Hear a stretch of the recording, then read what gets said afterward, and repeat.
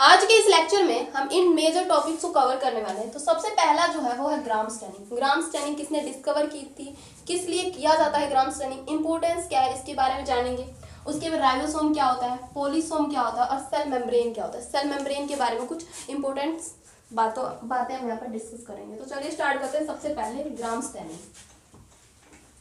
ग्राम staining क्या होती है? ग्राम स्टैनिंग एक प्रकार की टेक्निक होती है जिसको हम बैक्टीरिया के आइडेंटिफिकेशन में करते हैं यूज, और अगर किसी कोई डिजीज है तो डिजीज के डायग्नोसिस के लिए हम ग्राम स्टैनिंग का प्रयोग करते हैं। तो देखिए, सबसे पहले मैं बता दूं कि जो ग्राम स्टैनिंग होती है, ग्राम स्टैनिंग जो होती है ये एक प्रकार की टेक्निक होती है जो कि मैंने अभी आपको बताया। दिस टेक्निक, और इसको डिस्कवर किसने किया था? इसको डिस्कवर किया था हमारे हैंस क्रिश्चियन ग्राम ने इन 1884 में। दिस टेक्निक लिख लो एक बार। This technique discovered by Hans Christian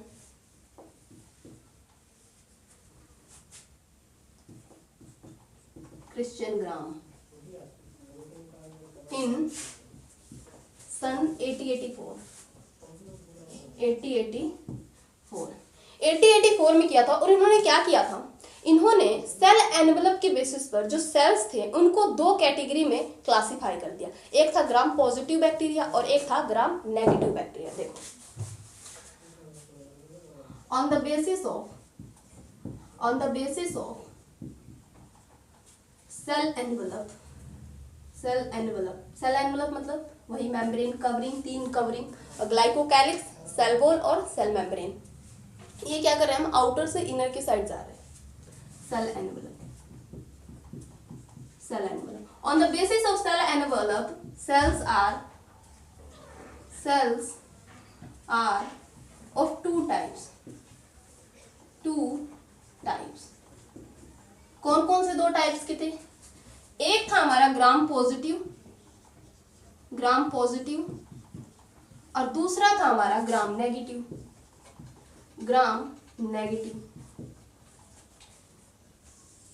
क्या डिफरेंसेस थे इन दोनों में, gram positive and gram negative? तो सबसे पहले हम डायग्राम से समझते हैं। देखो, समझ लो ये एक सेल है और सेल के अंदर यहाँ पर क्या भरा हुआ है? इस सेल का साइटोप्लाज्म।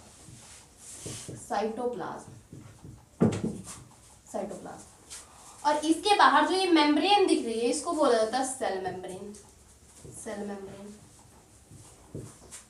और इसके बाहर एक और कवरिंग होती है। एक सेकेंड, एक हमें यहाँ पर मोटी सेल वॉल देखने को मिलती है, काफी मोटी सेल वॉल। इस सेल वॉल के अंदर जो पेप्टिडोग्लाइकन की अमाउंट है वो बहुत ज्यादा होती है। तो यहाँ पर जो सेल वॉल है वो कैसी होती है? थिक होती है। साथ साथ बनाते रहो। काफी ज्यादा पेप्टिडोग्लाइकन होता है, तो पेप्टिडोग्लाइकन की जो लेयर है यहाँ पर वो थिक है। अंदर वाली सेल मेम्ब्रेन और बाहर की जो आपको दिख रही है इसे बोला जाता है थिक, ये है सेल वॉल। और इस सेल वॉल के अंदर जो पेप्टाइडोग्लाइकन की अमाउंट है वो बहुत ज्यादा है, मतलब यहाँ पर जो पेप्टिडोग्लाइकन होता है वो थिक होता है। तो इतनी चीजें पाई जाती है हमारी ग्राम पॉजिटिव बैक्टीरिया के अंदर। लेकिन वही अगर ग्राम नेगेटिव बैक्टीरिया का हम स्ट्रक्चर देखें तो देखो, ये है एक ग्राम नेगेटिव बैक्टीरिया। इसके अंदर जितनी भी ये चीजें दिख रही है आपको, इसे बोला जाता है साइटोप्लाज्म ऑफ सेल का साइटोप्लाज्म। और ये जो मेम्ब्रेन आपको दिख रही है, इस मेम्ब्रेन को हम बोलते हैं सेल मेम्ब्रेन। सेम वही चीज है। और इसके बाहर एक सेल वॉल पाई जाएगी।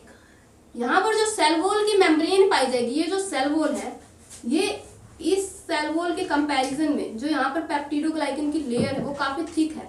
लेकिन यहाँ पर जो पेप्टिडोग्लाइकन की लेयर है वो थिक नहीं होती, वो थिन होती है। ये क्या है? सेल वॉल है। और यहाँ पर एक और एक्स्ट्रा चीज पाई जाती है जो ग्राम नेगेटिव की एक स्पेशल क्राइटेरिया है। यहाँ पर एक आउटर मेम्ब्रेन हमें देखने को मिलता है। Outer membrane. ये outer membrane Gram positive bacterium देखने को नहीं मिलता, ये सिर्फ ग्राम नेगेटिव बैक्टीरियम देखने को मिलता है। तो इसके डिफरेंसेस लिख लो यहीं पे। ग्राम पॉजिटिव में जो पेप्टिडोग्लाइकन वो कैसा है, thick peptidoglycan, thick peptidoglycan, thick peptidoglycan layer present होती है यहाँ पर, और यहाँ पर थिन पेप्टाइडोग्लाइकन लेयर प्रेजेंट होती है।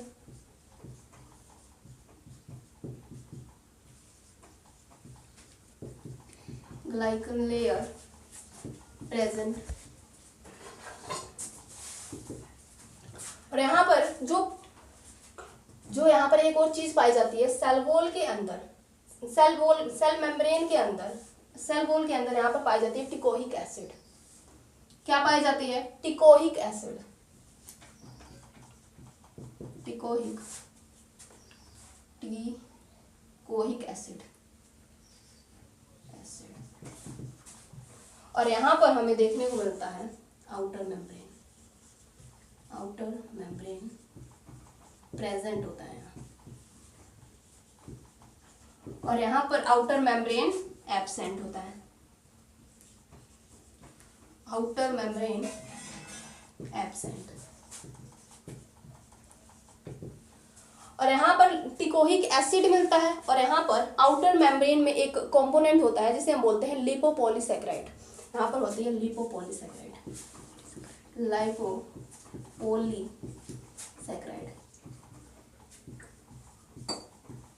लाइपोपॉलीसैकेराइड प्रेजेंट होता है। सबसे पहले डिफरेंसेस देखो, ग्राम स्टेनिंग को डिस्कवर किया था हैंस क्रिश्चियन ग्राम ने 1884 में। इन्होंने सेल को सेल एनवलप के बेसिस पर दो कैटेगरी में क्लासिफाई कर दिया, gram positive and gram negative. Gram positive जो बैक्टीरिया होता है उसमें थिक पेप्टाइडोग्लाइकन लेयर होती है और इसमें थिन पेप्टिडोग्लाइकन लेयर होती है। यहाँ पर सेल वॉल में टिकोइक एसिड पाया जाता है और आउटर मेम्ब्रेन एब्सेंट होती है, लेकिन यहाँ पर आउटर मेम्ब्रेन प्रेजेंट होती है और लिपोपॉलीसैकेराइड भी प्रेजेंट होता है। इतनी ही बातें थी ग्राम स्टेनिंग के बारे में। अब हम ये पता लगाएंगे ग्राम स्टेनिंग करते कैसे हैं। तो चलिए, ग्राम स्टेनिंग को करने के लिए हमारे पास कुछ रिएजेंट्स होते हैं।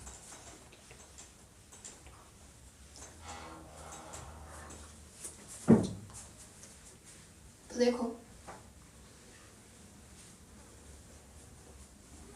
ये जो टॉपिक है ग्राम स्टेनिंग, ये हमारे सिलेबस में है भी नहीं, बट फिर भी मैं करवा रही हूँ क्योंकि यहाँ से क्वेश्चन बनने के चांस है। टेक्निक के बारे में पता लगा लेते हैं एक बार। देखो, रिएजेंट लिख लो पहले कि रिएजेंट कौन कौन से होंगे। रिएजेंट्स कौन कौन से रिएजेंट? सबसे पहला हमारे पास होता है प्राइमरी स्टेन। प्राइमरी स्टेन जो होता है वो होता है हमारा crystal wallet, crystal wallet. And second number पे आता है हमारा ग्राम आयोडीन, मोर्डेंट होता है, मोर्डेंट होता है। क्या होता है? ग्राम आयोडीन।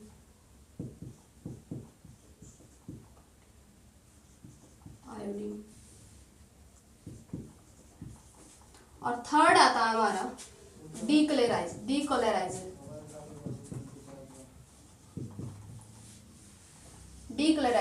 जो डीक्लोराइजर हम यहाँ पर लेते हैं वो लेते हैं 95% इथाइल एल्कोहल, 95% इथाइल एल्कोहल।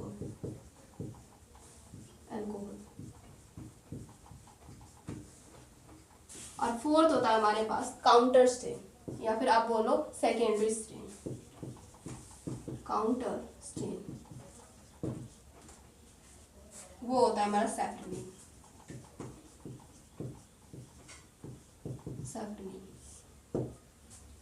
तो देखो, सबसे पहले प्राइमरी स्टेन होता है क्रिस्टल वॉलेट। जब हम बैक्टीरिया के ऊपर क्रिस्टल वॉलेट कलर डालते हैं तो जो बैक्टीरिया का कलर है वो वॉलेट कलर का हो जाता है। और उसके बाद हम जब मोर्डेंट डालते हैं ग्राम आयोडीन, ये मोर्डेंट का काम क्या होता है? किसी भी जो हमने प्राइमरी स्टेन डाली है उसको फिक्स करने का।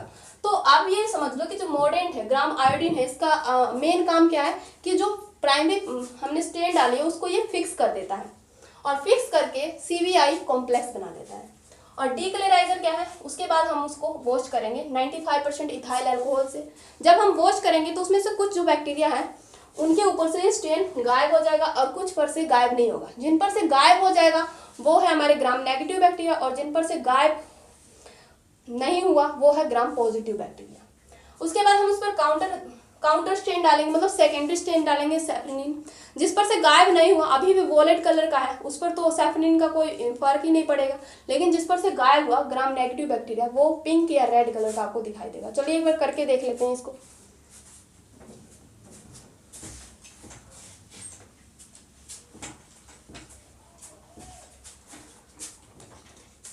देखो, सबसे पहले आप डालो ग्राम पॉजिटिव और एक होता है हमारे पास ग्राम नेगेटिव। ग्राम पॉजिटिव का जो एग्जाम्पल हो जाएगा वो हो जाएगा स्ट्रेप्टोकोकस। स्ट्रेप्टोकोकस कोकाई भी हो सकता है और बैसिलाई भी हो सकता है, कुछ दोनों हो सकते हैं। और ग्राम नेगेटिव का सबसे मोस्ट कॉमन एग्जाम्पल है इकोलाई। तो एग्जाम्पल लिख लो, क्योंकि एग्जाम्पल पूछे जा चुके हैं कई बार। इकोलाई और इसका एग्जाम्पल हो जाएगा स्ट्रेप्टोकोकस।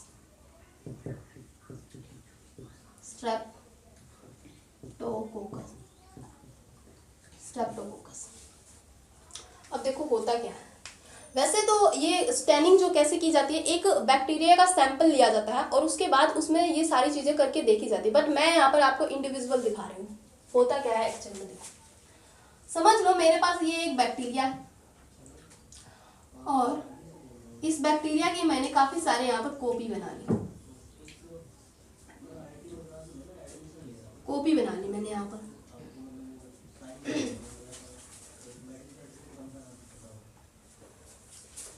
यहाँ पर भी मैंने एक बैक्टीरिया लिया और इसकी भी मैंने काफी सारी कॉपी बना ली।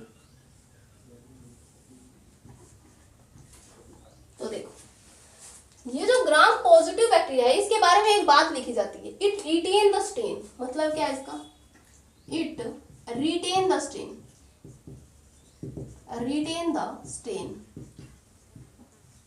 और इसके बारे में लिखा जाता है do not retain the stain, do not retain the stain, do not retain the stain. कि ये जो है ये स्टेन को रिटेन कर लेता है, लेकिन जो ग्राम नेगेटिव बैक्टीरिया है ये स्टेन को रिटेन नहीं कर पाता। आइए समझते हैं कैसे। देखो, सबसे पहले मैंने यहाँ पर क्रिस्टल वॉलेट कलर लिया। क्रिस्टल वॉलेट मैंने आपको रिएजेंट्स पहले ही लिखवा दिए, लिख लेना एक बार। क्रिस्टल वॉलेट कलर जब मैंने इस बैक्टीरिया के ऊपर डाला तो ये जो बैक्टीरिया है ये कैसा हो गया? ये वॉलेट दिखने लगा, वॉलेट दिखने लगा। इसी तरह से जब मैंने यहाँ पर फर्स्ट प्राइमरी स्टेन लिया क्रिस्टल वॉलेट, क्रिस्टल वॉलेट, और मैंने इसको इसके ऊपर डाला तो ये भी कैसा हो गया? वॉलेट कलर का, वॉलेट कलर का ये भी हो गया, राइट। अब देखो क्या होगा। अब यहाँ पर हम क्या करते हैं? ग्राम आयोडीन का प्रयोग करते हैं। ग्राम आयोडीन डालते हैं, आयोडीन डालते हैं। जब हम इसमें ग्राम आयोडीन डालते हैं तो ये जो ग्राम आयोडीन का काम क्या होता है, मैंने अभी बताया कि ये जो हमने प्राइमरी स्टेन डाली है उसको फिक्स कर देता है। और जब ये फिक्स करता है तो यहाँ पर ये बना लेता है CVI कॉम्प्लेक्स, कॉम्प्लेक्स। अब सारी चीजें क्लियर हो जाएंगी, क्योंकि जब मैंने आपको डायग्राम बनाया था तो वहां पर मैंने काफी सारी चीजें बताई थी, ध्यान में रखना। अभी मैं पूछूंगी। देखो, यहाँ पर जैसे मैंने ग्राम आयोडीन डाला तो CVI कॉम्प्लेक्स बन गया। जैसे CVI कॉम्प्लेक्स बना तो जो हमने पहले स्टेन डाला था वॉलेट कलर का उसको इसने फिक्स कर दिया। तो यहाँ पर हमें कैसा कलर देखने को मिलेगा? अभी भी वॉलेट, वॉलेट। और यहाँ पर भी मैंने सेम वही किया। यहाँ पर भी मैंने क्या किया? मोडेन डाला, ग्राम आयोडीन, आयोडीन, ग्राम आयोडीन। इसने भी क्या किया? CVI कॉम्प्लेक्स बना लिया, CVI कॉम्प्लेक्स, CVI कॉम्प्लेक्स बनाया। तो इसने भी क्या किया? इसने भी वॉलेट कलर को यहाँ फिक्स कर दिया,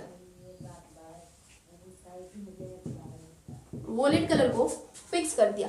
फिर मैंने क्या किया कि दोनों जगह अब सेम वो कंडीशन है, तो हम पता नहीं लगा सकते कि कौन सा ग्राम पॉजिटिव बैक्टीरिया है और कौन सा ग्राम नेगेटिव बैक्टीरिया। तो हम इसे क्या करेंगे, डीक्लेराइजर से वॉश कर देंगे।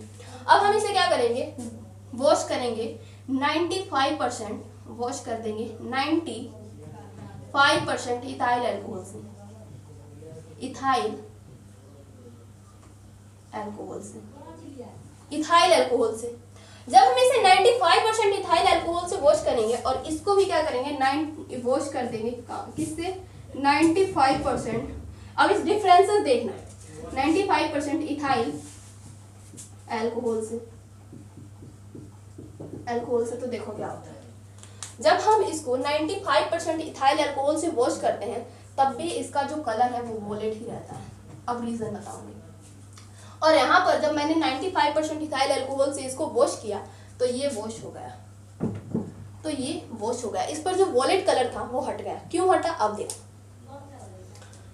हमने यहाँ पर क्या किया, सबसे पहले क्रिस्टल वॉलेट कलर डाला, ध्यान से सुनना, क्रिस्टल वॉलेट कलर डाला तो ये वॉलेट हो गया और ये भी वॉलेट हो गया। जब मैंने यहाँ पर ग्राम आयोडीन डाली, मोडेन डाला, तो इसने सीवीआई कॉम्प्लेक्स बना लिया। जब इसने सीवीआई कॉम्प्लेक्स बनाया तो वो जो प्राइमरी स्टेन डाला था मैंने, उसको इसने फिक्स कर दिया। तो यहाँ पर क्या होती है, मैंने आपको बताया था ग्राम पॉजिटिव बैक्टीरिया में जो पेप्टिडोग्लाइकन की लेयर होती है वो काफी थिक होती है।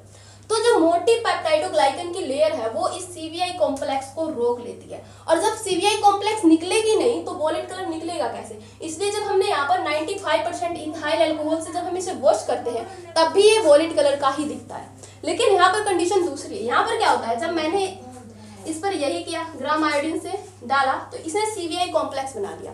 सीवीआई कॉम्प्लेक्स क्या करता है, यहाँ पर जो आउटर लेयर होती है लिपोपॉलीसैकेराइड्स की वो घुल जाती है, और यहाँ पर आपको पता है कि पेप्टाइडोग्लाइकन की जो लेयर होती है वो काफी थिन होती है।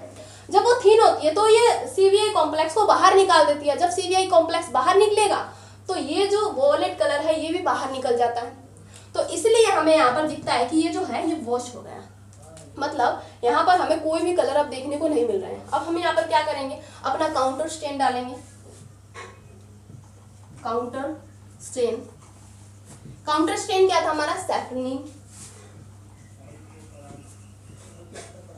सैफरनीन।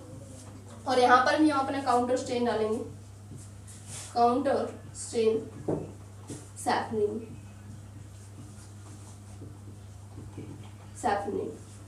तो यहाँ पर जब मैंने काउंटर कलर सैफरनीन डाला तो इस पर क्या था, वॉलेट कलर पहले से ही काफी गहरा था, तो इसके ऊपर कोई असर नहीं पड़ा, ये अभी भी वॉलेट ही है, वॉलेट ही दिखेगा। वॉलेट और पर्पल दिखते हैं ये काउंटर करने के बाद। लेकिन ये जो है इसका जो वॉलेट कलर है वो वॉश हो चुका है, क्योंकि इसके ऊपर थिक पेप्टिडोग्लाइकन होती है, ये सीवीआई कॉम्प्लेक्स को बाहर निकाल देती है। तो जब मैं इसके ऊपर सैफरनीन डालती हूँ तो ये जो है ये सैफरनीन कलर को रिटेन कर लेता है, सैफरनीन कलर को रिटेन कर लेता है, और लास्ट में ये कैसा दिखता है, रेड और पिंक कलर के ये दिखाई देते हैं। आइए एक बार रिवाइज कर लेते हैं। हुआ क्या है, बिल्कुल सिंपल है यार, एकदम अच्छी तरीके से समझोगे। अगर समझ नहीं आया तो दोबारा से लेक्चर देखो, समझ आ जाएगा। देखो हुआ क्या, ग्राम पॉजिटिव बैक्टीरिया का जो एग्जाम्पल है वो स्ट्रेप्टोकोकस है। हमने कहा कि ये स्टेन को रिटेन कर लेता है, भाई ये सच में रिटेन कर ले रहा है। इसने जब हमने क्रिस्टल वॉलेट डाला तो यहाँ पर वॉलेट कलर का हो गया, जब हमने ग्राम आयोडीन डाली तो इसने सीवीआई कॉम्प्लेक्स बनाया, जब सीवीआई कॉम्प्लेक्स बना तो ये वॉलेट कलर फिक्स हो गया। इथाइल अल्कोहल डालने के बाद भी ये नहीं निकला, क्योंकि थिक पेप्टिडोग्लाइकन होती है वो बाहर इसे नहीं निकलने देती। लेकिन यहाँ पर जब हम वॉश करते हैं तो पेप्टिडोग्लाइकन जो है वो उसे निकाल देती है सीवीआई कॉम्प्लेक्स को, क्योंकि यहाँ पर जो पेप्टिडोग्लाइकन होती है वो काफ़ी थिन होती है, काफ़ी पतली होती है, और लिपोपॉलीसैकेराइड्स की जो लेयर होती है वो घुल जाती है इथाइल अल्कोहल से। फिर हम इस पर काउंटर स्टेन डालते हैं अपना सैफरनीन। इस पर पहले से ही वॉलेट कलर होता है, इसलिए वॉलेट या पर्पल दिखता है, और इस पर कोई कलर नहीं होता, इसलिए ये सैफरनीन कलर को अपना लेता है और रेड और पिंक दिखता है, राइट। तो ये था हमारा ग्राम स्टेनिंग। आइए अब नेक्स्ट टॉपिक को हम स्टार्ट करते हैं। अगर सारी चीज़ें क्लियर है तो वीडियो को लाइक कर दो।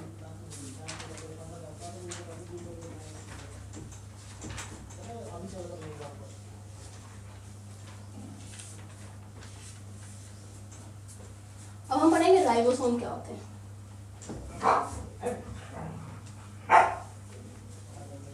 चलिए राइबोसोम के बारे में जानते हैं। नेक्स्ट टॉपिक क्या है हमारा, राइबोसोम। राइबोसोम।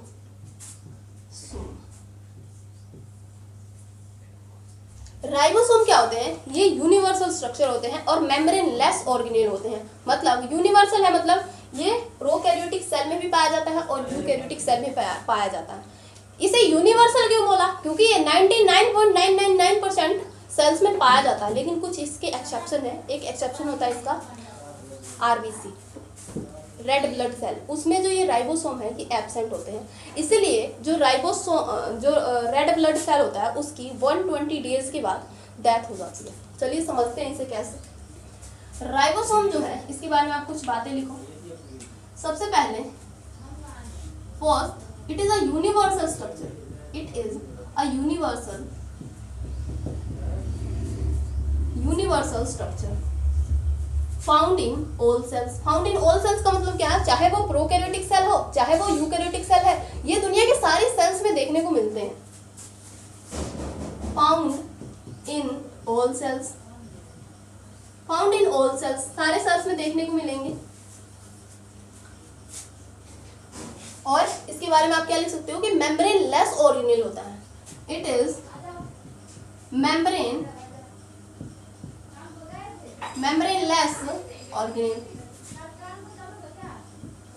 ऑर्गेनेल्स होता है। It is a membrane less organelle. Membrane less क्यों बोला? ये मेम्ब्रेन लेस है तभी तो ये उसमें प्रोकैरियोटिक में पाया जाता है, क्योंकि प्रोकैरियोटिक सेल में मैंने आपको बताया था कि प्रोकैरियोटिक सेल में कोई भी मेम्ब्रेन बाउंड ऑर्गेनेल्स नहीं पाया जाता। उसमें सारी की सारी मेम्ब्रेन बाउंड ऑर्गेनेल्स क्या होती हैं? एब्सेंट होती है। राइट। अब देखो इस राइबोसोम के बारे में और चीजें लिख लो कि ये जो राइबोसोम है इसका जो साइज होता है, size, it is smallest organelle होता है, स्मॉलेस्ट सेल ऑर्गेनेल होता है, सेल ऑर्गेनेल्स होता है। स्मॉलेस्ट सेल ऑर्गेनेल मतलब कितना स्मॉलेस्ट, कितना छोटा? तो देखो 15 से 20, एनसीईआरटी का डेटा है ये, 15 से 20 नैनोमीटर इसका डायमीटर होता है। 15 से 20 नैनोमीटर इसका डायमीटर होता है। राइट। अब राइबोसोम के बारे में हम क्या लिख सकते हैं? राइबोसोम को डिस्कवर किया था पैलेड ई जॉर्ज साइंटिस्ट ने। तो इसीलिए हम इस राइबोसोम को क्या बोलते हैं? इस राइबोसोम को हम पैलेड पार्टिकल के नाम से भी जानते हैं, because it was discovered by George E Palade in 1953। अब मैं आपको बताती हूँ इधर। It is also called as Palade particle.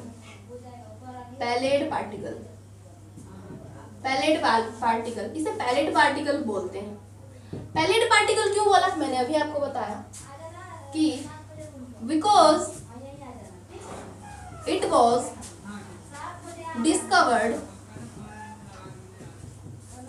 Discovered by George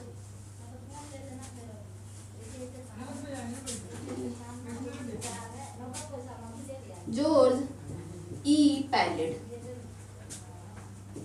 इन 1953। ये डेटा, ये सन आपको देखो कुछ याद आ रहा है? 1953 का मतलब क्या है? 1953 का मतलब है 1950 के बाद इसकी डिस्कवर हुई थी। क्यों? क्योंकि 1950 के बाद ही जो इलेक्ट्रॉन माइक्रोस्कोपी था वो काफी प्रचंड हो चुका था, वो आने लगा था। इलेक्ट्रॉन माइक्रोस्कोप काफी प्रचंड हो चुका था, उसके बारे में हम डिटेल में डिस्कस करने लगे थे। मतलब सेल का जो सबसे माइन्यूट कंपोनेंट होता है, जो सबसे छोटा कंपोनेंट होता है वो राइबोसोम होता है। और इसकी डिस्कवरी भी 1950s के बाद ही हुई, क्योंकि इलेक्ट्रॉन माइक्रोस्कोप उसके बाद ही खोजा गया था। राइट। अब देखो इसके बारे में एक और बात लिखो कि इसे हम it is also called as protein factory.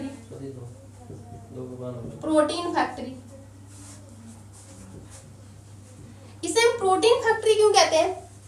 क्योंकि ये प्रोटीन सिंथेसाइज करता है, प्रोटीन बनाता है। तो देखो कैसे प्रोटीन फैक्ट्री का काम क्या होता है। देखो सबसे पहले आप एक चीज पर ध्यान दो। हमारे पास क्या होता है? डीएनए होता है। आपको पता है हमारे पास क्या होता है? डीएनए। ये क्या है हमारे में? डीएनए को बोला जाता है डीऑक्सीराइबोस न्यूक्लिक एसिड। ये जो डीएनए है डीएनए से आरएनए बनता है। डीएनए से क्या बना? आरएनए बना। डीएनए से आरएनए बना, इस प्रोसेस को बोला जाता है ट्रांसक्रिप्शन। क्या बोला जाता है? ट्रांसक्रिप्शन। ट्रांसक्रिप्शन। और आपको पता है ये जो आरएनए है, आरएनए से बनता है प्रोटीन। आरएनए से क्या बनता है? प्रोटीन। आरएनए से बनता है हमारा प्रोटीन। और जब आरएनए से प्रोटीन बनता है तो इस प्रोसेस को बोला जाता है ट्रांसलेशन। अब मैं ये बातें क्यों बता रहे हैं आपको? ट्रांसलेशन। राइबोसोम कैसे प्रोटीन सिंथेसाइज करता है? देखो, ये जो राइबोसोम है, ये जो प्रोटीन फैक्ट्री है, ये क्या होता है? ये राइबोसोम होता है। जो राइबोसोम है, ribosome, SOME, ribosome helps in translation process, TRANSLATION, translation process. समझे? इसे प्रोटीन फैक्ट्री क्यों बोला जाता है? क्योंकि ये प्रोटीन बनाता है भाई, प्रोटीन सिंथेसाइज कर रहा है। कैसे? डीएनए से आरएनए बनता है, उस प्रोसेस को बोला जाता है ट्रांसक्रिप्शन। और जब आरएनए से प्रोटीन बनता है, उस प्रोसेस को बोला जाता है ट्रांसलेशन। और ये ट्रांसलेशन प्रोसेस करवाता है ये राइबोसोम।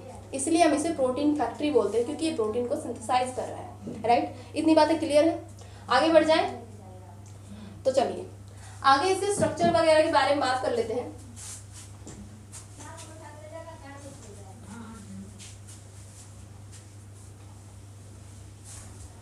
राइबोसोम, मैंने आपको बताया कि राइबोसोम जो है वो कहाँ कहाँ प्रेजेंट हो सकते हैं?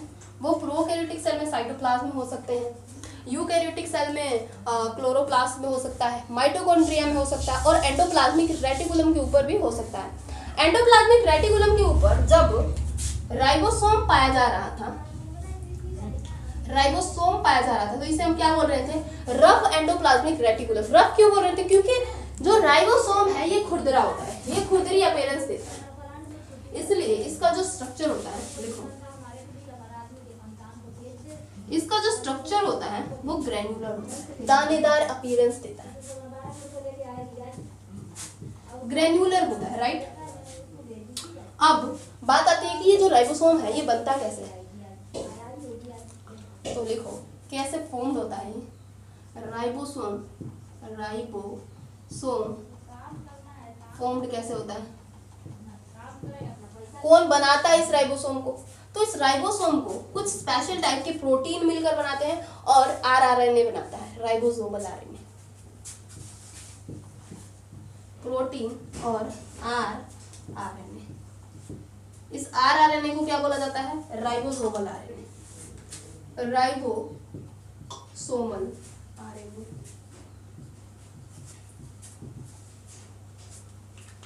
तो यहाँ पर आपने एक बात डिकोड की कि जो राइबोसोम है ये प्रोटीन बना भी रहा है, और खुद बना भी किस चीज का है? खुद बना भी है प्रोटीन्स का। ये प्रोटीन्स का बना होता है और राइबोसोमल आरएनए का मिलकर बना होता है। अब देखो, जो राइबोसोम होते हैं ये दो तरह के होते हैं, दो टाइप के होते हैं। कौन कौन से दो टाइप के? एक होता है हमारे पास 70S राइबोसोम, और एक होता है हमारे पास 80S राइबोसोम।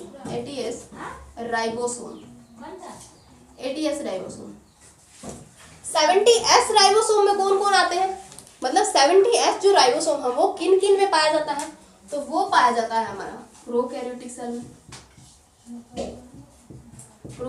सेल में, माइटोकॉन्ड्रिया में। मैंने आपको बताया था ना, जो माइटोकॉन्ड्रिया होता है वो अपना आधा काम खुद कर लेता है। क्यों कर लेता है भाई?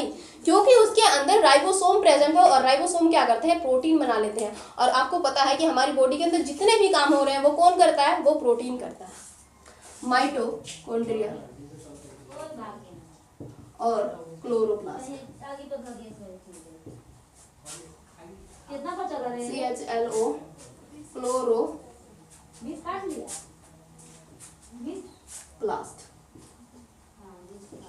क्लोरोप्लास्ट, इनमें पाया जाता है। और अगर मैं बात करूं कि 80S जो राइबोसोम है ये किन में पाया जाता है? तो ये आपका पाया जाता है यूकैरियोटिक सेल में, और एंडोप्लाज्मिक रेटिकुलम में, ER में, रफ एंडोप्लाज्मिक रेटिकुलम में, राइट। तो ये थी हमारी बात है। और एक बात और लिख लो, ये जो 70S राइबोसोम है इसके भी 2 सब यूनिट और होते हैं। कौन कौन से? एक जो सब यूनिट है उसका नाम है 50S। 50S जो होता है ये लार्ज सब यूनिट होता है, लार्ज होता है। और एक होता है इसका 30S। 30S जो होता है ये स्मॉल सब यूनिट होता है।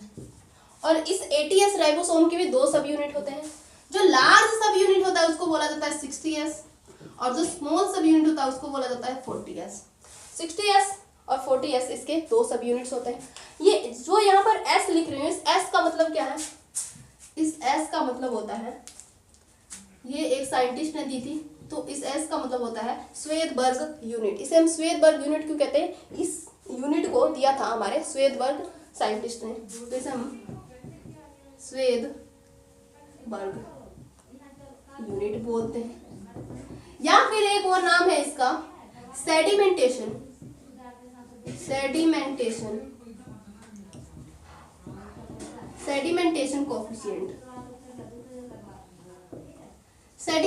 कोफिशिएंट भी बोला जाता है इसे, राइट। तो ये थी हमारी राइबोसोम के बारे में कुछ इंपॉर्टेंट बातें। राइबोसोम क्या होता है? ये यूनिवर्सल स्ट्रक्चर होता है। रिवाइज कर लेते हैं। यूनिवर्सल स्ट्रक्चर होता है, सारे सेल्स में पाया जाता है। इसका जो साइज होता है वो 15 से 20 नैनोमीटर का होता है। स्ट्रक्चर इसका ग्रेन्युलर होता है। ये प्रोटीन और राइबोसोमल आरएनए का मिलकर बना होता है। ये 2 टाइप के हो सकते हैं, 70S राइबोसोम और 80S राइबोसोम। 70S राइबोसोम के भी 2 सब यूनिट है, 50S लार्ज सब यूनिट, 30S स्मॉल सब यूनिट। 80S राइबोसोम के 60S लार्ज सब यूनिट एंड 40S स्मॉल सब यूनिट। S का मतलब होता है श्वेदबर्ग यूनिट का हो आप या सेडिमेंटेशन कोफिशिएंट का हो, बात एक ही है, राइट। तो ये सी राइबोसोम के बारे में। अब हम एक छोटा सा टॉपिक और बचता है पोलिसोम, उसके बारे में डिस्कस कर लेते हैं। पोलिसोम नाम से ही पता चल जाएगा आपको, पोलिसोम।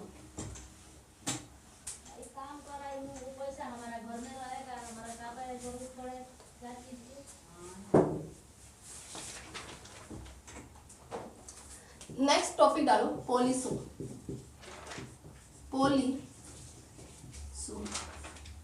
पोलिसोम क्या होता है? इस पोलिसोम को हम राइबोसोम के नाम से भी जानते हैं, तो आप लिख लो, it is also called as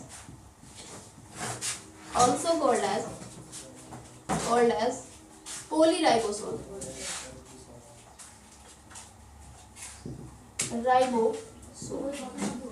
पोली का मतलब क्या होता है? मैनी। और राइबोसोम तो हम पढ़ ही चुके हैं। राइबोसोम क्या होता है? जो प्रोटीन सिंथेसाइज करता है। इसे हम प्रोटीन फैक्ट्री के नाम से भी अभी बुला रहे थे। तो ये क्या करता है? हमारे पास होता है डीएनए का स्ट्रैंड। डीएनए का एक स्ट्रैंड होता है। देखो भाई, ये डीएनए अच्छा निकलता है। देखो, हम अपने डीएनए को अच्छा बनाएंगे।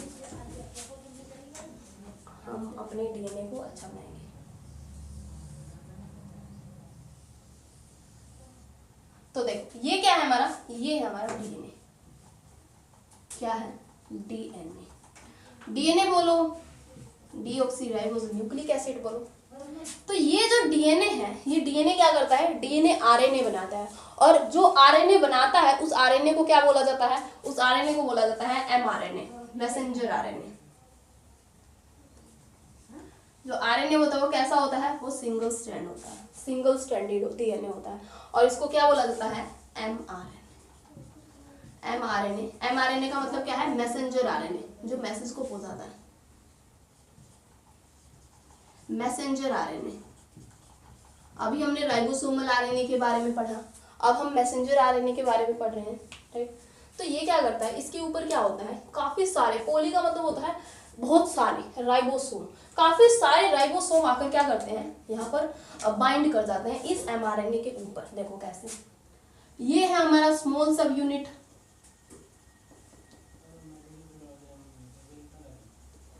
60S 40S एंड लार्ज सब यूनिट 60S। तो यहाँ पर काफी सारे जो राइबोसोम है आकर बाइंड कर जाते हैं फटाफट से इस जो एमआरएनए पर। क्या करते हैं? अटैक कर देते हैं। जब इस एमआरएनए पर अटैक करते हैं तो ये जो एमआरएनए है ये क्या करता है? ये प्रोटीन बनाना स्टार्ट कर देता है। ये प्रोटीन बनाना स्टार्ट कर देता है। ये क्या करेगा, ये प्रोटीन बनाएगा। एक सेकेंड, क्या करता है, ये प्रोटीन बनाना स्टार्ट कर देता है।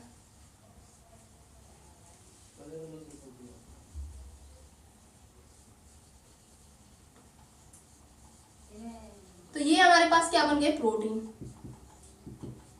प्रोटीन डीएनए से आरएनए बना। आरएनए कौन सा, इस आरएनए को हम क्या बोलते हैं, एमआरएनए। ये जो एमआरएनए है ये क्या करता है, इसके ऊपर काफी सारे राइबोसोम आकर क्या करते हैं, बाइंड हो जाते हैं। जब काफी सारे राइबोसोम आकर इस पर अटैक कर देते हैं तो ये राइबोसोम क्या करता है, ये राइबोसोम प्रोटीन बनाना स्टार्ट कर देता है और इसको ये बोलते हैं polyribosome. Many ribosome sit on single stranded mRNA, इसी को हम क्या बोलते हैं, पॉलीसोम। एकदम आसान सा टॉपिक है पॉलीसोम। तो ये होता है हमारा पॉलीसोम, समझ गए, नोट कर लो। अब हम अपने मेजर टॉपिक पढ़ लेते हैं, सेल मेम्ब्रेन क्या होता है। सेल मेम्ब्रेन अपने आप में बहुत बड़ा टॉपिक है, इसको हम एक और लेक्चर में खत्म करेंगे।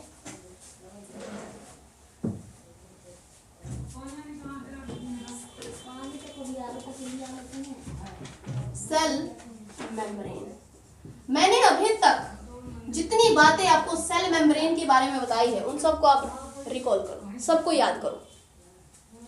तो सबसे पहले अगर मैं सेल मेम्ब्रेन के बारे में कुछ लिखना चाहूँ तो क्या मैं लिख सकती हूँ कि ये भी यूनिवर्सल स्ट्रक्चर होता है, दुनिया के हर सेल में पाया जाता है। बिल्कुल मैम, आप लिख सकते हो ये बात कि ये दुनिया के हर सेल में पाया जाता है, चाहे वो प्रोकैरियोटिक सेल हो, चाहे वो प्लांट का सेल हो, चाहे वो एनिमल सेल हो, चाहे वो यूकैरियोटिक सेल हो, कोई भी सेल हो, सब में सेल मेम्ब्रेन पाया जाएगा। तो लिखो, it is a universal structure. जिस तरह से हमारा राइबोसोम यूनिवर्सल है उसी तरह से हमारा सेल मेम्ब्रेन भी राइबोसोम। मैंने आपको 3 यूनिवर्सल स्ट्रक्चर्स के बारे में बताया था, राइबोसोम, सेल मेम्ब्रेन और साइटोप्लाज्म। ये यूनिवर्सल है। तो देखो, फर्स्ट पॉइंट लिखो, it is a universal structure. Universal membrane लिख लो क्योंकि ये मेम्ब्रेन है। मेम्ब्रेन, यूनिवर्सल मेम्ब्रेन होता है मतलब फाउंड इन बोथ प्रोकैरियोटिक, यहाँ पर मैं सिंपल में लिख रही हूँ प्रोकैरियोटिक एंड यूकैरियोटिक, आप पूरा लिख लेना, यूकैरियोटिक सेल। प्रोकैरियोटिक और यूकैरियोटिक सेल दोनों में पाया जाता है। और आपको मैं बताऊं कि जो सेल मेम्ब्रेन है इसको हम प्लाज्मा मेम्ब्रेन क्या नहीं बोलते, क्या हम इसे प्लाज्मोलेमा के नाम से नहीं जानते, बिल्कुल जानते हैं। तो आप लिख लो इसको भी कि it is also known as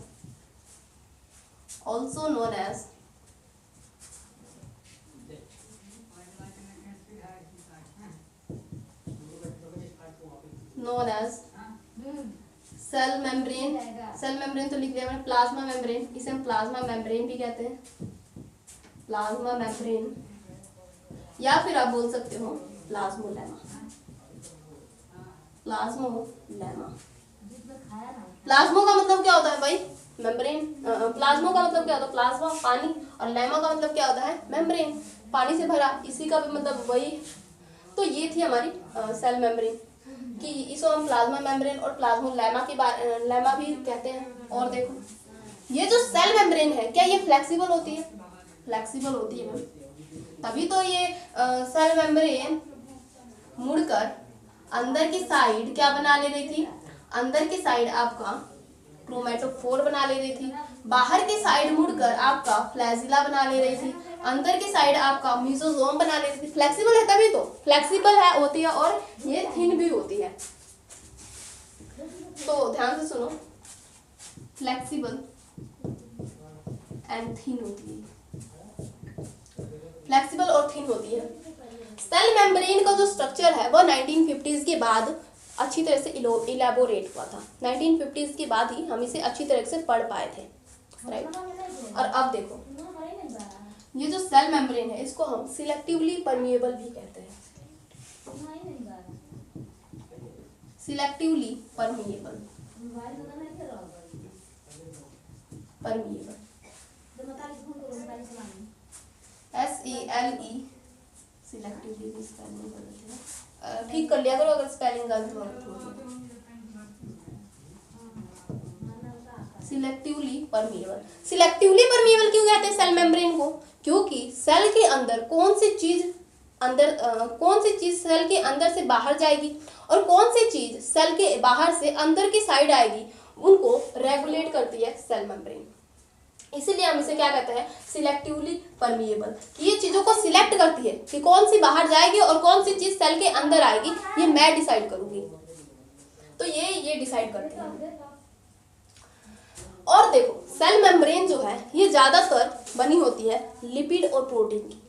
मतलब ज्यादातर जो इसका पार्ट है वो लिपिड और प्रोटीन का मिलकर बना होता है। कुछ पार्ट इसमें कार्बोहाइड्रेट और कोलेस्ट्रॉल भी पाया जाता है। और सिर्फ सेल मेम्ब्रेन की बात नहीं कर रही हूँ कि मैंने एक सेल के ऊपर एक मेम्ब्रेन देखी, इस मेम्ब्रेन के बारे में बात कर रही हूँ। मैं दुनिया के हर सेल के बारे में बात कर रही हूँ, जो है वो गोल्जी कॉम्प्लेक्स हो, हर मेम्ब्रेन के बारे में, हर मेम्ब्रेन बाउंड ऑर्गेनेल्स के बारे में, चाहे वो गोल्जी कॉम्प्लेक्स हो, लाइसोसोम हो, राइबोसोम हो, वैक्यूल हो, माइटोकॉन्ड्रिया, उनके ऊपर जो मेम्ब्रेन पाई जाती है उन सब के स्ट्रक्चर को हम बोलते हैं कि वो प्रोटीन और लिपिड की मिलकर बनी होती है। और कुछ उनमें कार्बोहाइड्रेट और कोलेस्ट्रॉल भी होता है।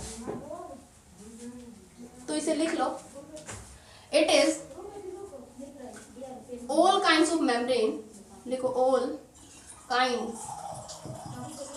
Kinds of membrane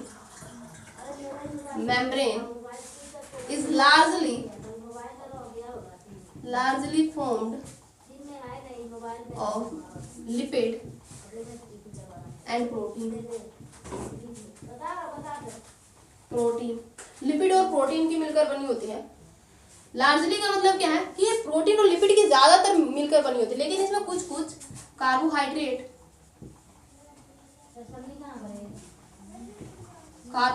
and cholesterol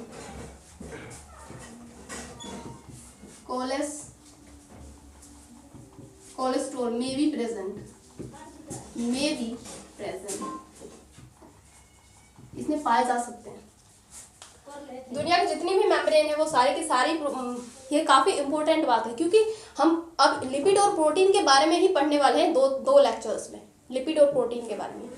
तो ये बहुत इंपॉर्टेंट बात है कि जो मेम्ब्रेन होती है वो किसकी बनी होती है, वो ज्यादातर जो उसका पार्ट होता है वो लिपिड और प्रोटीन का मिलकर बना होता है, और कुछ उसमें कार्बोहाइड्रेट और कोलेस्ट्रॉल भी पाया जाता है। राइट, इतनी बातें क्लियर है? एक बार नोट कर लो, फिर और भी पॉइंट लिखवाती हूँ इसके बारे में।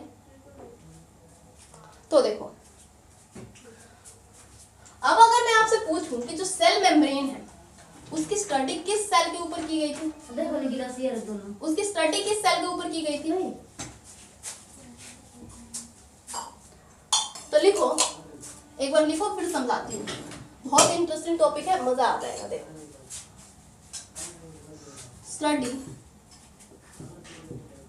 स्टडीज ऑफ सेल मेम्ब्रेन या प्लाज्मा मेम्ब्रेन या plasmalemma. Cell membrane were done on human RBC. Human RBC को हम क्या फुल फॉर्म कहते हैं? रेड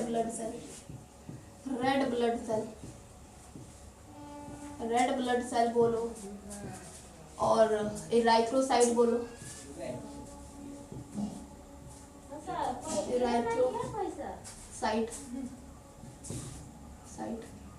इराइथ्रो का मतलब क्या होता है? रेड। और साइट का मतलब क्या होता है? सेल। इराइथ्रोसाइट मतलब रेड सेल के बारे में बात हो रही है, रेड ब्लड सेल के बारे में बात हो रही है। तो सबसे पहली बात, अब तुम्हारे दिमाग में एक क्वेश्चन आएगा कि मैम हमारे पास जो है काफी सारे सेल्स हैं, हमारे लिवर का सेल है, हमारी किडनी का सेल है, हमारे चिक का सेल है, हमारे हाथ का सेल है, हमारे हार्ट का सेल है, हमारे पास मैनी ऑफ सेल्स हैं, बट हमने सिर्फ इस ह्यूमन आरबीसी के ऊपर सेल मेम्ब्रेन की स्टडी क्यों की? तो इसका जवाब सुनो। जो साइंटिस्ट थे वो एक ऐसे सेल की खोज कर रहे थे जिसमें कम से कम मेम्ब्रेन हो। क्यों? आइए समझते हैं। कम से कम मेम्ब्रेन हो। जब कम से कम मेम्ब्रेन होगी तो सोचो जो सेल मेम्ब्रेन की जो स्टडी है वो अच्छी तरीके से हो पाएगी। देखो समझाती हूँ मैं, यहाँ पर देखो, मान लो कि ये जो है आपका एक मार्कर दिख रहा है, यहाँ पर हमारे पास एक क्या है, हमारे पास एक है liver cell. Liver cell liver का सेल है, तो जब लीवर का सेल है तो इसमें सारी चीजें पाई जाएंगी, ऑलमोस्ट सारी चीजें पाई जाएगी। इसके अंदर हमारा न्यूक्लियस भी पाया जाएगा, जिसके अंदर 2 मेम्ब्रेन भी होंगी। इसके नीचे हमारा गोल्जी कॉम्प्लेक्स भी पाया जाएगा। जी मैम बिल्कुल, गोल्जी कॉम्प्लेक्स भी पाया जाएगा। छोटा मोटा वैक्यूल भी पाया जाएगा, माइटोकॉन्ड्रिया भी पाया जाएगा। सारी चीजें यहाँ पर हमारी पाई जाएंगी। तो देखो होता क्या है, जब मैं इस लीवर सेल को ब्रेक करूंगी, तो जब मैं इसको ब्रेक करूंगी तो यहाँ पर मुझे न्यूक्लियस की मेम्ब्रेन भी दिखेंगे, न्यूक्लियस के टुकड़े भी देखेंगे, न्यूक्लियस मेम्ब्रेन के टुकड़े भी दिखेंगे, गोल्जी बॉडी के टुकड़े भी देखेंगे एंड वैक्यूल के देखेंगे एंड हमारा माइटोकॉन्ड्रिया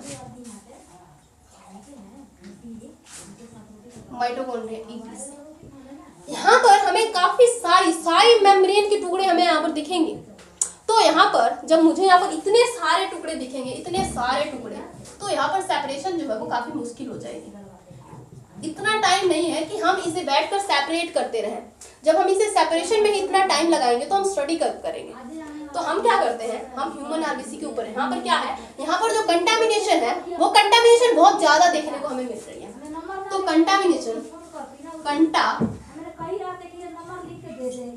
कंटामिनेशन जो है वो बहुत ज्यादा है। कंटामिनेशन बहुत ज्यादा है मतलब हम इसे स्टडी को इजीली नहीं कर पाएंगे। लेकिन वहीं अगर मैं ह्यूमन आरबीसी की बात करूं, ह्यूमन रेड ब्लड सेल की बात करूं, तो यहाँ पर ये सारी चीजें नहीं होंगी। देखो समझ लो, ये हमारा, अब तुम्हारे सवाल का जवाब मिलेगा कि क्यों हम किसी भी सेल के ऊपर नहीं कर सकते, हमारे पास मैनी ऑफ सेल्स हैं, क्यों नहीं कर सकते, हमने आरबीसी को ही क्यों चुना। जो साइंटिस्ट हैं वो काफी होशियार है। तो आरबीसी को जब मैंने ब्रेक करती हूँ तो यहाँ पर मुझे केवल एक ही मेम्ब्रेन के टुकड़े दिखते हैं। क्यों दिखते हैं मुझे एक ही मेम्ब्रेन के टुकड़े? क्योंकि यहाँ पर जो न्यूक्लियस है वो एब्सेंट होता है। जब ये मैच्योर होता है, ये बनता कहाँ पर है, ये हमारे बोन मैरो के अंदर बनता है, रेड ब्लड सेल। और जब बोन मैरो के अंदर बनता है तो इसके अंदर ऑलमोस्ट सारी चीजें होती है। लेकिन जब ये मैच्योर हो जाता है तो ये अपने अंदर से न्यूक्लियस को और जितने भी मेम्ब्रेन बाउंड ऑर्गेनेल्स हैं उन सब को त्याग देता है। और ये सिर्फ एक ही काम के लिए बचता है, हीमोग्लोबिन स्टोर करने के लिए। हीमोग्लोबिन स्टोर करने के लिए क्यों? क्योंकि हीमोग्लोबिन के ऊपर ही हम जो सांस लेते हैं, ऑक्सीजन जो जाती है वो वहीं पर जाकर बाइंड होती है। तो देखो, इट कंटेन्स नो न्यूक्लियस,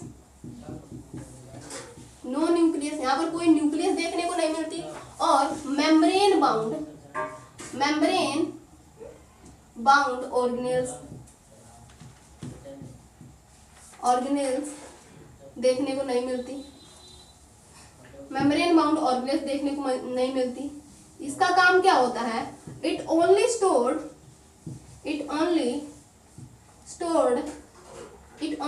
क्या, हीमोग्लोबिन, HB लिख देती हूँ मैं यहाँ पर। हीमोग्लोबिन स्टोर करने के लिए ये सारी चीजें त्याग देता है, बिकॉज हीमोग्लोबिन के ऊपर ही हमारी ऑक्सीजन जो है वो जाकर बाइंड करती है। तो यहाँ पर जो कंटामिनेशन है, जब इसको तोड़ा तो यहाँ पर मुझे एक ही मेम्ब्रेन के वो दिख रही है, एक ही मेम्ब्रेन के टुकड़े यहाँ पर मुझे देख रहे हैं। तो यहाँ पर जो कंटामिनेशन है वो कैसा है, कंटामिनेशन जो अचरा कचरा है वो बहुत कम है। जब कंटामिनेशन कम है तो हम इसे स्टडी को इजीली कर पाएंगे।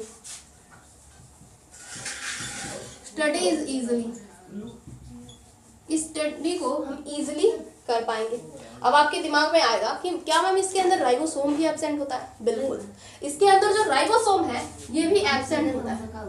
राइबोसोम भी क्या होता है, एब्सेंट।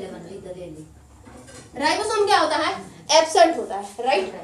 राइबोसोम एब्सेंट होता है मतलब क्यों होता है इसके अंदर राइबोसोम एब्सेंट? आप बोलोगे मैम वो तो यूनिवर्सल ऑर्गेनेल होता है, वो तो इसके अंदर एब्सेंट नहीं होना चाहिए क्योंकि वो तो सारे सेल्स में पाया जाता है। भाई देखो यूनिवर्सल ऑर्गेनेल तो वही है ना जहाँ पर प्रोटीन बन रही है। ये जो है इसका प्रोटीन बनाने का काम ही नहीं है। ये क्या करता है, इसका काम सेल ने सिर्फ एक ही दे दिया कि भैया तू कुछ मत कर, तू सिर्फ हीमोग्लोबिन स्टोर करने का काम कर और तुझे कुछ करना ही नहीं है। तो इसके अंदर राइबोसोम एब्सेंट होती है। और एक बात और ध्यान से सुनो, जब यहाँ पर राइबोसोम एब्सेंट है तो प्रोटीन कैसे बनेगा? प्रोटीन नहीं बन पाएगा। तो जो सेल है, सेल एज इट्स, सेल जो है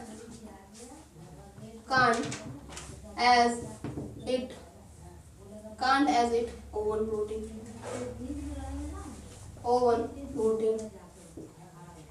ये अपना जो प्रोटीन है ये खुद नहीं बना पाएगा। जब ये प्रोटीन बना ही नहीं पाएगा तो ये अपने सरवाइव कैसे करेगा?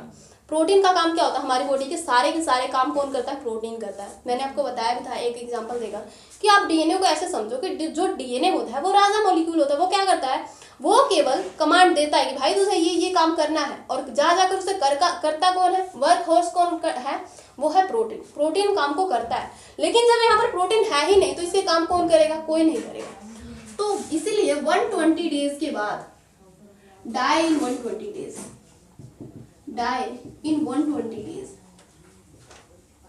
120 दिन के बाद लगभग इसकी डेथ हो जाती है। और इसकी जब डेथ होती है वो स्प्लीन में जाकर इसकी डेथ होती है। इसलिए स्प्लीन को हम क्या बोलते हैं? Graveyard of RBC. आरबीसी का वो कब्रिस्तान होता है।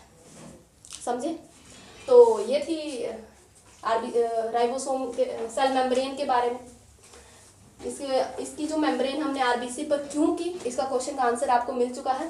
क्योंकि इसके अंदर कोई न्यूक्लियस नहीं होती, कोई मेम्ब्रेन बाउंड ऑर्गेनेल्स नहीं होते। कब? जब ये मैच्योर स्टेज में होता है, राइट?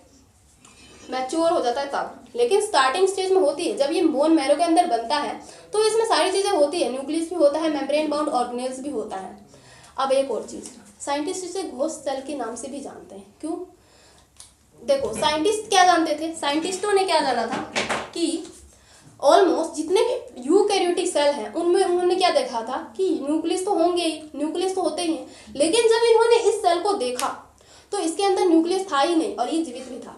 मतलब उन्हें लगा कि भाई ये इसके अंदर तो न्यूक्लियस ही नहीं है, मतलब ये जीवित कैसे है?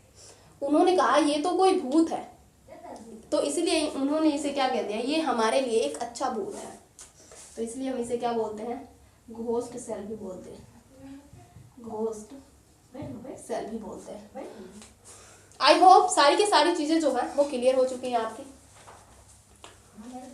अब चलिए हम लिपिड के बारे में थोड़ा चर्चा कर रहे हैं। ठीक है, जो प्लाज्मा जो सेल मेम्ब्रेन है उसमें लिपिड जो है वो कितनी पाई जाती है? ये जो आरबीसी है, आरबीसी की जो प्लाज्मा मेम्ब्रेन है, जो सेल मेम्ब्रेन है, इसमें लिपिड और प्रोटीन की मिलकर बनी हुई है। मैंने अभी बताया कि जितनी भी मेम्ब्रेन है वो सारी की सारी किससे मिलकर बनी हुई है? वो लिपिड और प्रोटीन, कोलेस्ट्रॉल और कार्बोहाइड्रेट्स की मिलकर बनी हुई है। तो लिपिड के बारे में चर्चा करते हैं।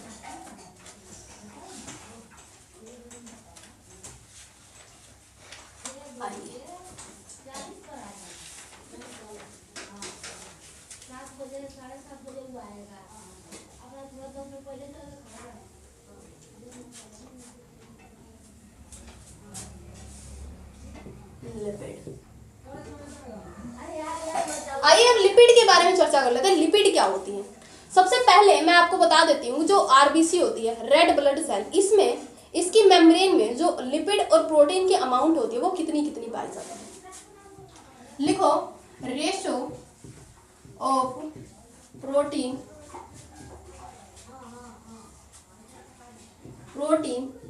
And lipid. माइक नहीं लगा, एक सेकेंड, अब पता नहीं आवाज कैसे है। एक सेकेंड। लिपिड क्या होता है? रेशो होता है एज लिपिड के अंदर जो आरबीसी है, यहाँ पर लिखो in RBC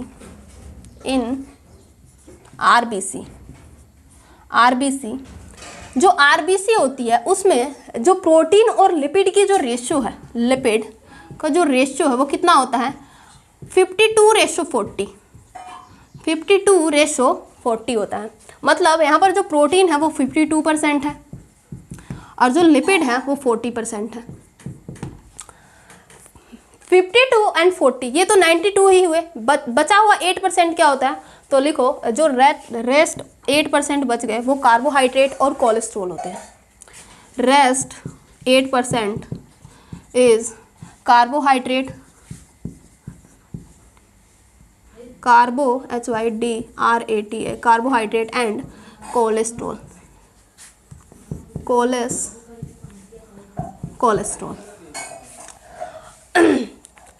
carbohydrate and cholesterol. अब एक बात आती है कि क्या सभी मेम्ब्रेन में लिपिड ज़्यादा, मतलब प्रोटीन ज़्यादा और लिपिड कम होंगे? तो इसका जवाब है नहीं।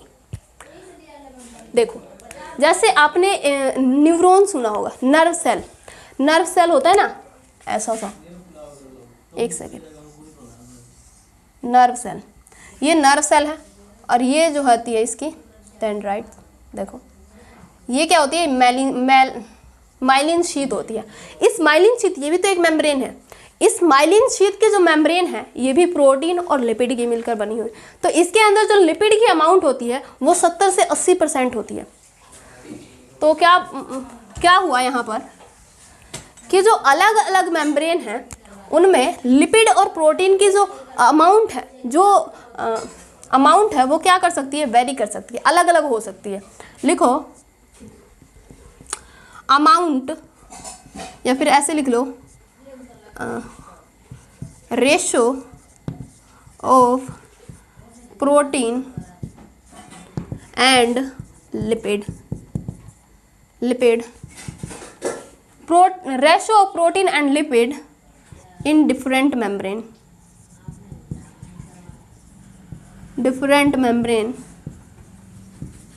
is vary, different membrane vary, ये अलग अलग मेम्ब्रेन में वेरी कर सकता है। जैसे आपने अभी देखा कि जो आरबीसी होती है, रेड ब्लड सेल, उसकी मेम्ब्रेन में जो लिपिड की अमाउंट है वो कितनी है? 40%। लेकिन वहीं अगर हम माइलिन शीथ की बात करें तो माइलिन शीथ में जो लिपिड की अमाउंट है वो कितनी है? वो है 70 से 80%। मतलब अलग अलग मेम्ब्रेन में जो लिपिड और प्रोटीन की जो अमाउंट है वो अलग अलग हो सकती है। सिंपल सी बात है, राइट? इतनी बातें क्लियर है? अब देखो, अब आइए देखते हैं लिपिड क्या होता है। What is lipid? What is lipid? What is lipid? Lipid जो होता है, लिपिड का जो मेन मेम्ब्रेन जो लिपिड बना रहा होगा, मेन मेम्ब्रेन जो लिपिड बना रहा होगा वो होता है फॉस्फोलिपिड। मेन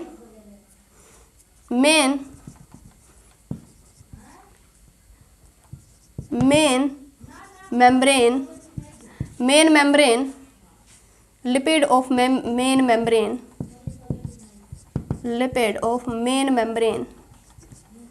that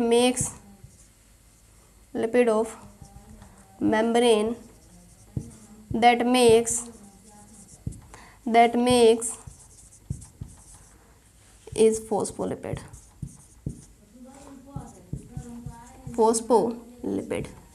एक सेकेंड,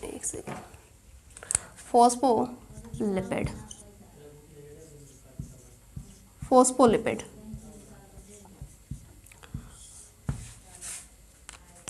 जो मेम्ब्रेन होती है वो ज़्यादातर किसकी बनी होती है? लिपिड भी काफ़ी अलग अलग तरह के हैं, लेकिन वो किसकी बनी होती है? फोस्फोलिपिड की। फोस्फोलिपिड बोलो आप या फिर फोस्फोग्लिसराइड बोलो, एक सवाल।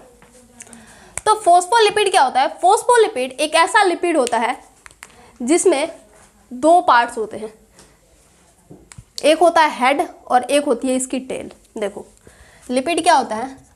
लिपिड एक ऐसा मॉलिक्यूल होता है जो पानी से डरता है, हाइड्रोफोबिक है, इसे पानी से डर लगता है। मतलब इसका जो अधिकतर पार्ट होता है वो क्या करता है? वो पानी से डरता है। वो पानी, कुछ ही पार्ट ऐसे होते हैं जो पानी से दोस्ती कर सकते हैं। तो ये जो लिपिड होता है ये क्या सा होता है? हाइड्रोफोबिक।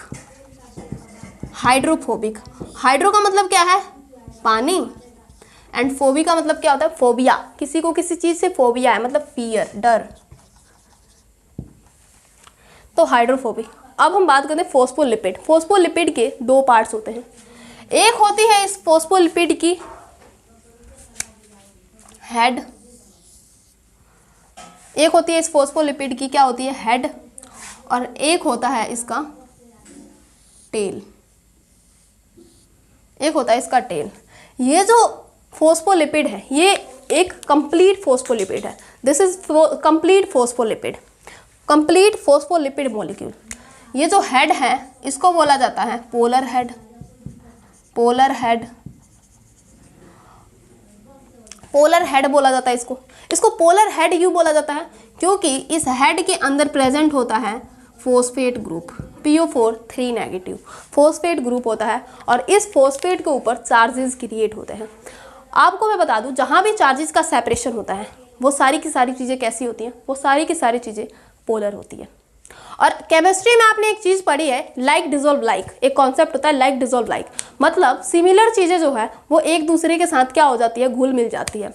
जैसे पोलर अगर कोई चीज़ है तो वो पोलर के साथ घुल जाएंगी, अगर नॉन पोलर है तो वो नॉन पोलर के साथ मिल जाएंगी। लेकिन अगर आप पोलर को नॉन पोलर के साथ मिक्स करने की कोशिश करोगे तो ये कभी नहीं होगा।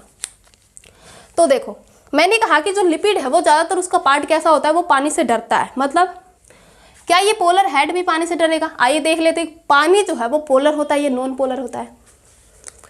पानी क्या होता है, H2O, H2O। देखो यहाँ पर जो ऑक्सीजन की इलेक्ट्रोनेगेटिविटी होती है ये हाइड्रोजन से ज़्यादा होती है। जब हाइड्रोजन से इलेक्ट्रोनेगेटिविटी क्या होती है, इलेक्ट्रॉन खींचने की टेंडेंसी इसकी ज़्यादा होती है ऑक्सीजन की। तो ये क्या करता है, ये हाइड्रोजन से इलेक्ट्रॉन को खींच लेता है, हाइड्रोजन से इलेक्ट्रॉन को खींच लेता है अपनी साइड, और इस पर आ जाता है पार्शियल नेगेटिव चार्ज। और जब हाइड्रोजन से क्या हुआ, हाइड्रोजन से इलेक्ट्रॉन गए हैं तो इस पर आ जाता है पार्शियली पॉजिटिव चार्ज। यहाँ पर भी चार्जेस का क्या हो रहा है, सेपरेशन हो रहा है। एक कोने पर पार्शियल नेगेटिव चार्ज क्रिएट हो रहे हैं और दूसरे कोने पर पार्शियली पॉजिटिव चार्ज क्रिएट हो रहे हैं। मतलब कहीं ना कहीं यहाँ पर भी चार्जेस का सेपरेशन हो रहा है। और मैंने अभी आपको बताया जहाँ भी चार्जेस का सेपरेशन होता है वो सारी चीज़ें क्या होती है, पोलर होती है। तो क्या ये पोलर हेड इस पोलर पानी के साथ इंटरेक्ट कर पाएगा? बिल्कुल कर पाएगा। ये जो पोलर हेड है ये इस पोलर पानी के साथ इंटरेक्ट कर पाएगा। क्यों? क्योंकि ये जो पोलर हेड है ये कैसा है, ये हाइड्रोफिलिक है। फिलिक का मतलब क्या होता है, अटैच टू या लविंग, जो पानी से प्यार करे, जो पानी से अटैच हो जाए उसे बोला जाता है पोलर, हाइड्रोफिलिक। ये क्या है, हाइड्रोफिलिक, हाइड्रोफिलिक है।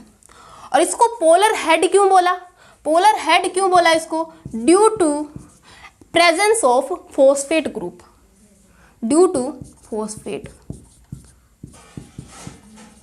फॉस्फेट की वजह से इसको हम क्या बोलते हैं, पोलर हेड बोलते हैं। तो ये क्या करता है, ये क्या होता है, हाइड्रोफिलिक होता है। हाइड्रोफिलिक होता है इसलिए ये क्या करता है, it can interact with water, can interact with water. ये वाटर के साथ क्या करता है, इंटरेक्ट कर लेता है।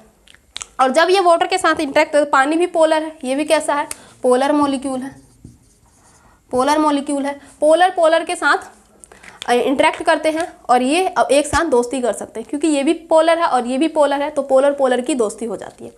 लेकिन अब मैं इस टेल की बात करूं तो ये जो टेल है इसको क्या बोला जाता है, इसको मैं एक बार रफ कर रही हूँ, ठीक है। इसको बोला जाता है सैचुरेटेड, सैचुरेटेड और अनसैचुरेटेड।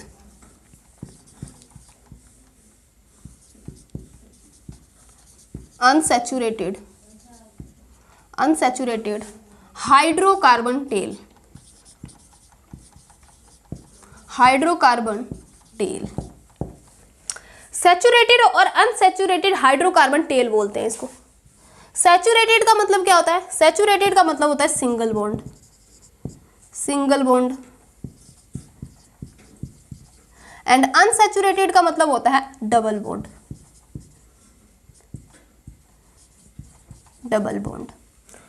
तो ये जो कार्बन, ये जो हाइड्रोकार्बन की टेल है, ये जो हाइड्रोकार्बन पाया जाता है इस टेल में, ये सैचुरेटेड भी हो सकते हैं और अनसैचुरेटेड भी हो सकते हैं। मतलब सिंगल बॉन्डेड भी हो सकते हैं और डबल बॉन्डेड भी हो सकते हैं। देखो कैसे, हाइड्रो का मतलब क्या होता है, हाइड्रोजन, हाइड्रोजन। एंड कार्बन का मतलब कार्बन।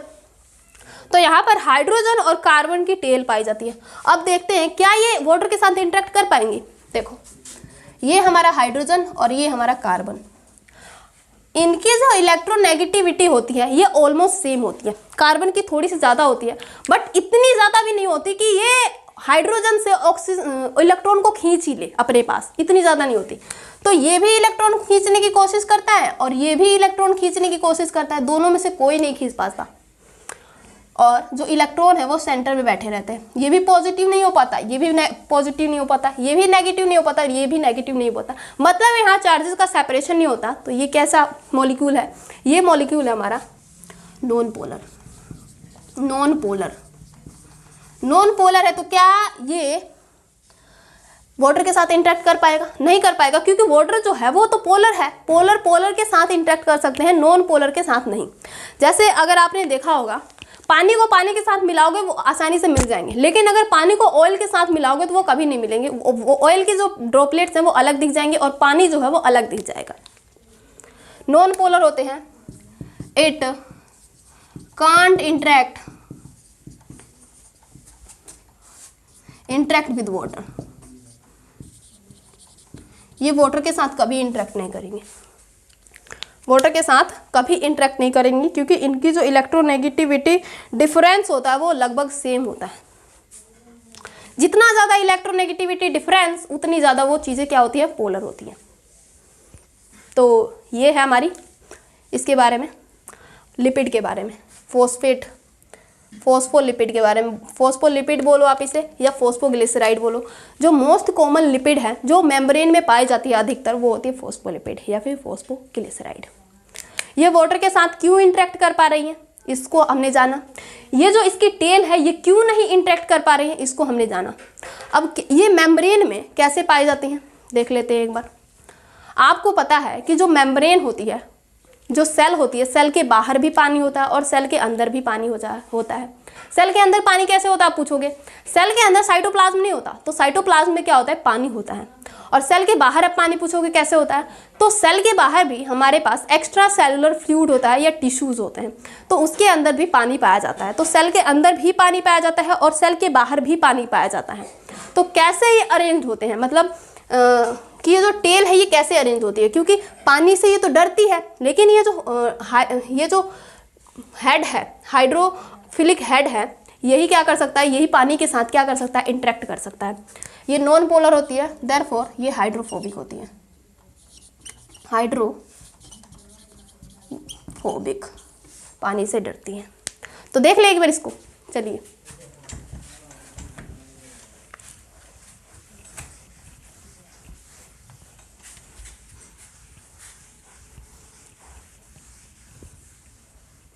देखो समझ लो, मेरे पास एक सेल है, मेरे पास एक सेल है। देखो ये एक सेल है, क्या है? एक सेल है। इसके अंदर भी पानी है। कैसे? इसके अंदर साइटोप्लाज्म है इसलिए इसके अंदर भी पानी है, और इसके बाहर भी पानी है, इसके बाहर भी पानी है। और ये होती है हमारी फोस्फोलिपिड। तो ये जो है ये हेड होता है, ये हाइड्रोफिलिक होता है,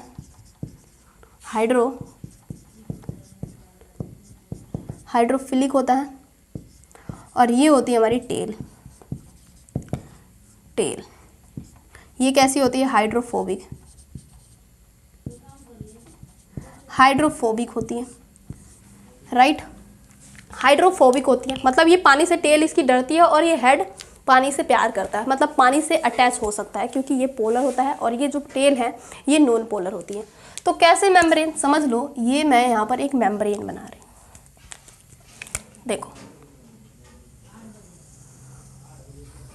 ये एक मेम्ब्रेन है।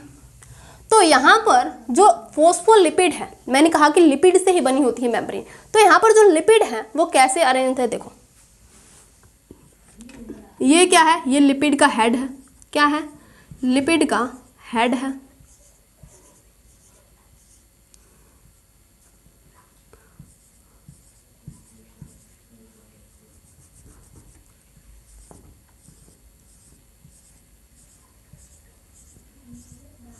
पूरी बनाने की ज़रूरत नहीं है, इसे हम आधा ही बना लेते हैं, टक टक टक टक आगे तक है। इसके अंदर भी पानी है और इसके बाहर भी पानी है। ये क्या है? हेड है, जो क्या कर सकती है? पानी के साथ इंटरेक्ट कर सकती है।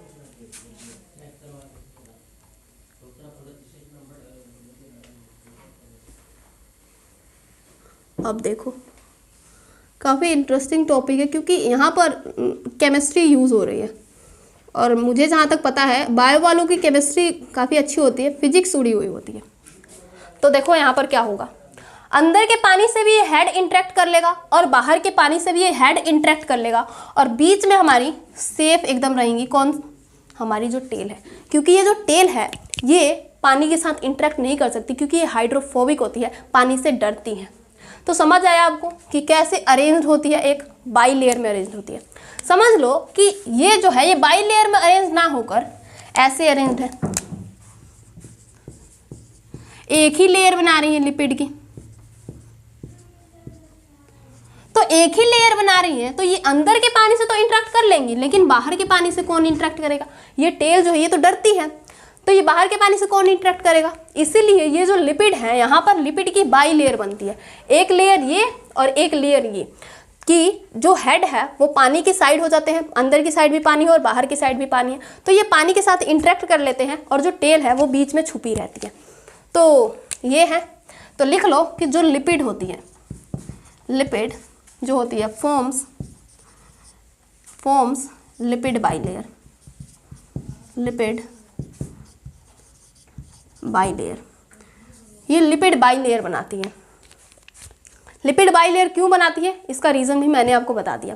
तो आज के लिए बस इतना ही, मिलते हैं नेक्स्ट लेक्चर में एक और इंटरेस्टिंग टॉपिक के साथ। तब तक रिवीजन करते रहिए क्योंकि ये बहुत इंपॉर्टेंट है। Thank you.